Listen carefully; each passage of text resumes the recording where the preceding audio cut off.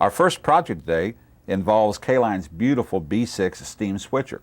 Looking at the underside of the switcher, its inherent problem is that because of its very short wheelbase, the rollers, the collector rollers on the locomotive, are spaced very close together. And when we go back here and look at the tender, we have another pair of rollers also spaced closely together to supply power for the sound system in the tender.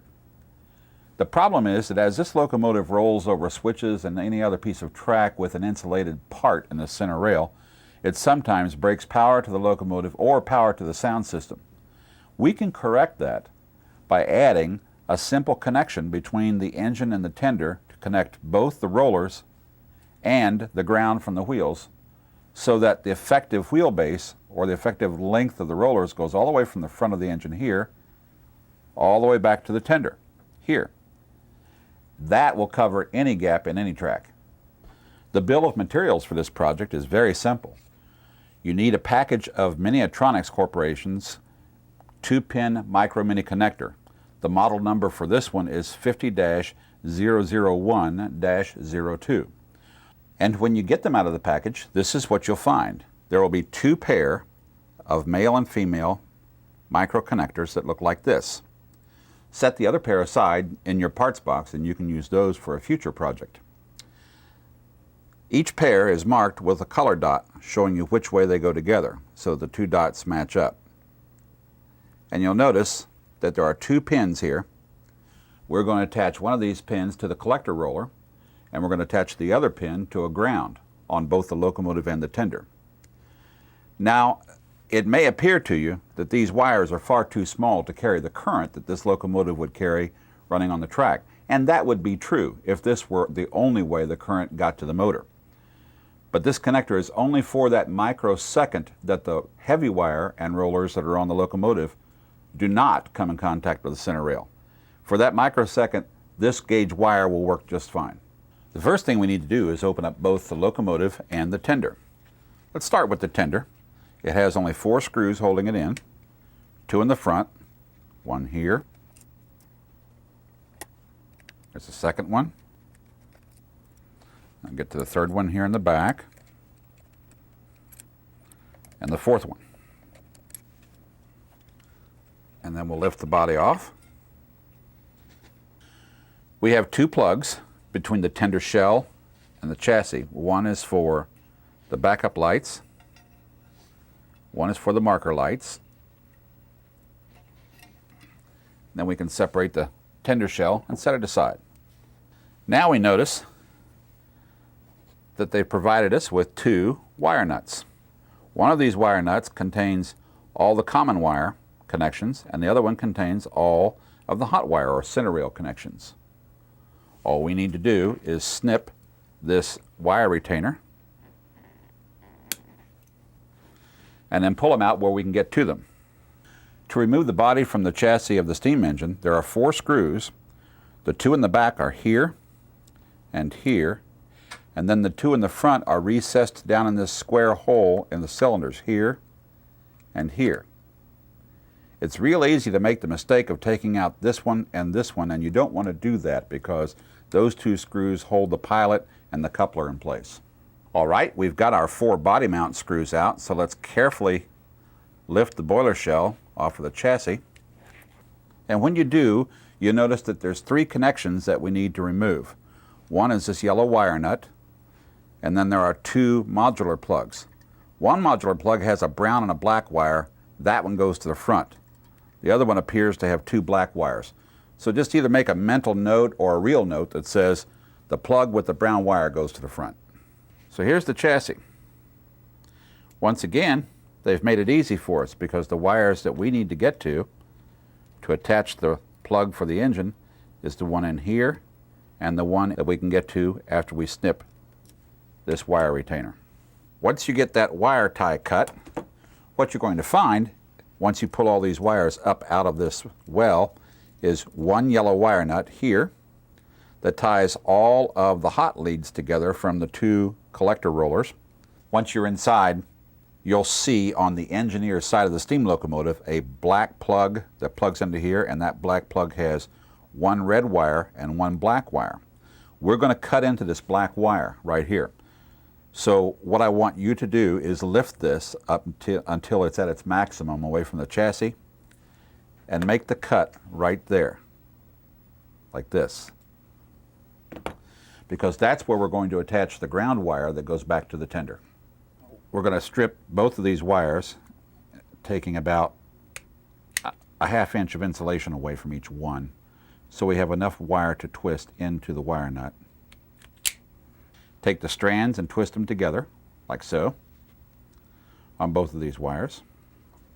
Then take the female side of the Miniatronics plug, and there's a white wire, there's a black wire with a white line on it, and a black wire coming back from it. We're going to use the black wire because that's the one we're going to designate to carry the common or the ground. We're going to put this wire underneath this plate, and there's a little gap of space here where you can tuck this wire in, and it will slide all the way to the back and come out here. There it is, see it? We'll reach in with a pair of long nose pliers from the top, grab the wire, and pull it through.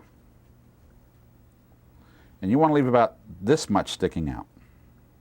So on this side, we'll put the wire up and over and give ourselves enough room. We'll cut it off about right here. There. Now we need to split this wire and strip the insulation on both of these. We've split the wire and stripped the hot lead and twisted the wires together. Now let's do the common lead. There, okay. And remove the insulation, and then we're going to put these three wires together.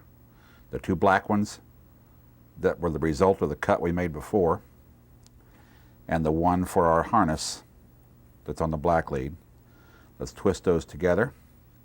Get yourself a yellow wire nut, which is the color code for the small one, and twist those together. There we go.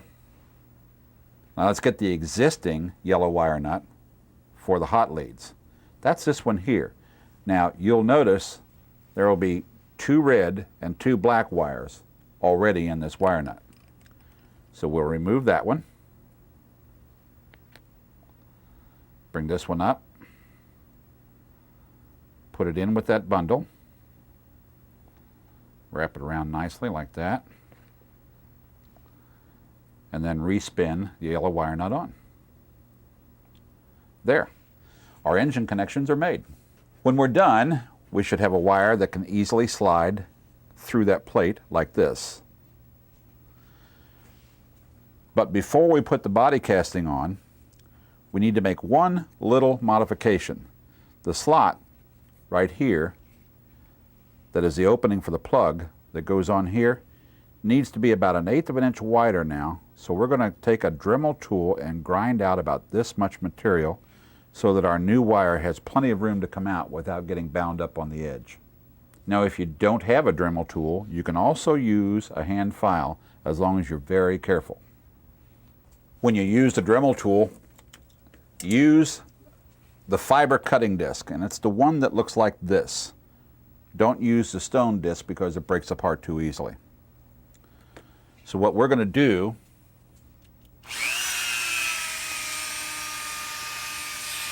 is cut just like this.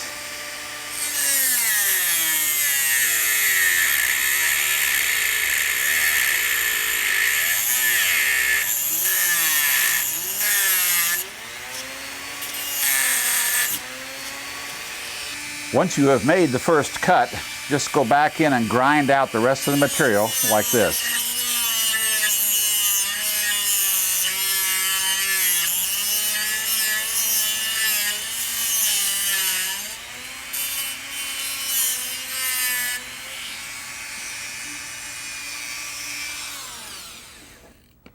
There.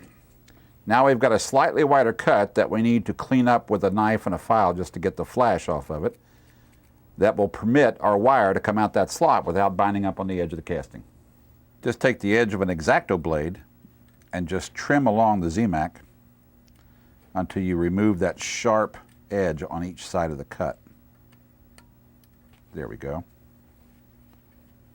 That's nice and smooth. And the last thing we'll do is brush that off to make sure that we don't have any filings that get into the engine or the motor. Be sure to get inside the casting as well. And the last thing you might want to do is just using a Sharpie felt tip marker, black one, just go in and blacken up that raw cut that you made, just for the people who might say, my gosh, you cut into that metal and it looks bad. When that dries, it'll match. Well, it's time to put our boiler shell back on. So we'll begin by attaching the 2 antenna wire in the shell to the antenna lead in the chassis. And that was the one that had the yellow wire nut on. So we'll twist these wires together, put our wire nut on. There we go. Takes care of that. Now remember, we have 2 plugs. We have one with a brown wire on it, and that went to the plug in the front of the locomotive. So we'll reach up and get that plug and plug him back together like that. And then the last plug is in the back, and we'll connect that to the only remaining plug on the chassis. And now we have everything connected together. So we'll tuck the wires back down in here. We have plenty of room over the top of the board that wire can hang out there.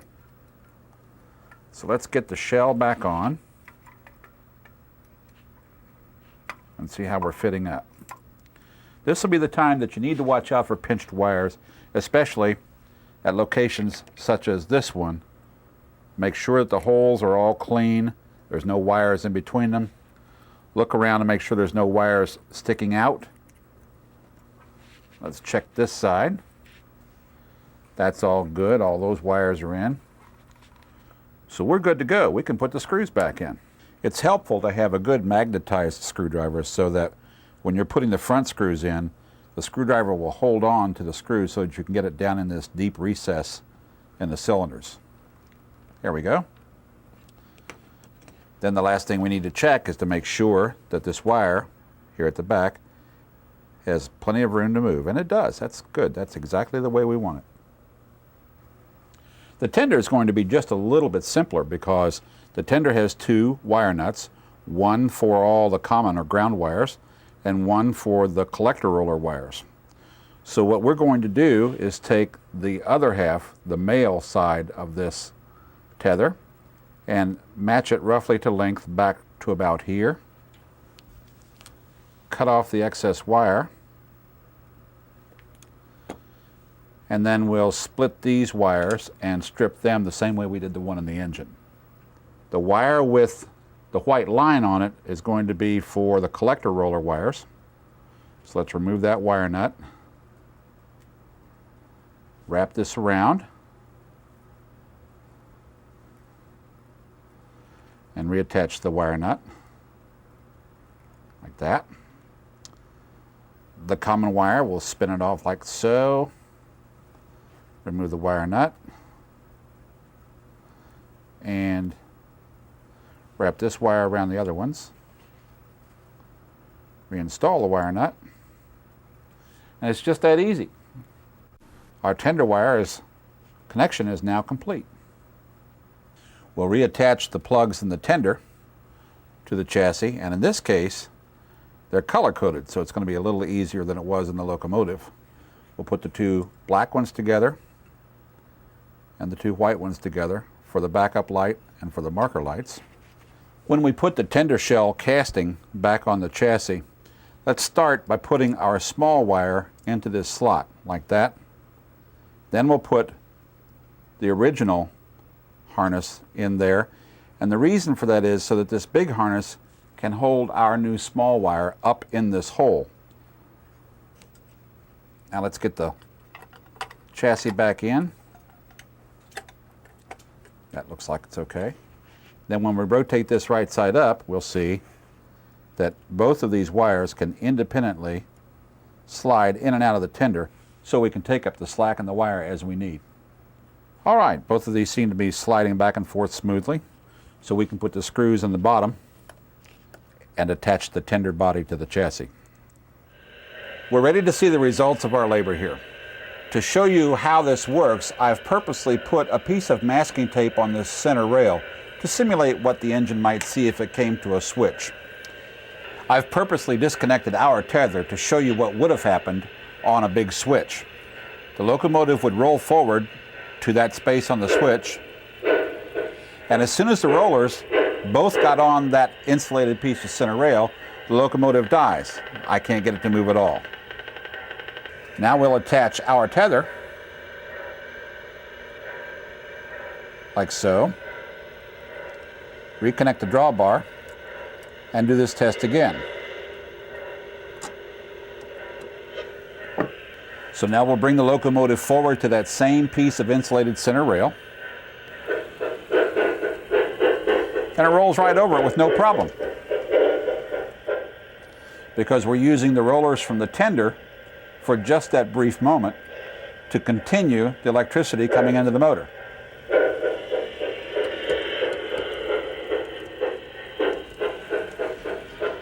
This little modification that we've made to our B6 switcher makes this a much better locomotive to do switching activities around the yard over all those track switches.